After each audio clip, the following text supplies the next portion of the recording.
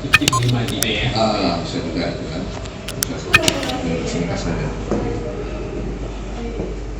Syederalun, Jaksa Penuntut Umum Kejaksaan Negeri Subulu Salam, Selasa 4 Agustus sore menahan dua aparatur sipil negara. ASN yang ditahan masing-masing berinisial SH dan SR. SH merupakan mantan sekretaris BPKD Kota Subulu Salam, sementara SR staf di BPKD.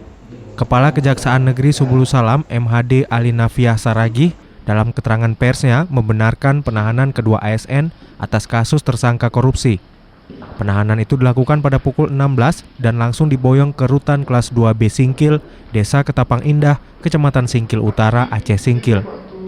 Kasus tersebut terkait dugaan korupsi proyek fiktif di Dinas Pekerjaan Umum dan Perumahan Rakyat Kota Subulu Salam tahun 2019 yang merugikan uang negara senilai Rp795 juta. Sebelumnya, Kejaksaan Negeri Subulu Salam juga melakukan penahanan terhadap Dar alias A pada Minggu 31 Mei 2020. A merupakan rekanan kasus proyek fiktif di Dinas PUPR setempat. Dari Subulu Salam, Khalidin, Serambi On TV.